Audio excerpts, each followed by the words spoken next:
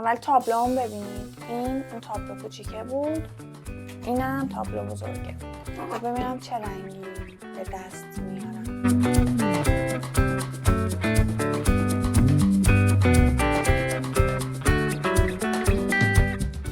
خب یه دور رنگش کردم که خیلی بد شد. حالا بریم سراغ دور دوم ببینم چجوری میشه.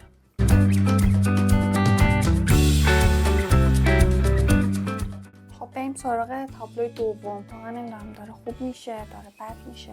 یه برم بذارم توی استودیو براتون ویدیو میگیرم.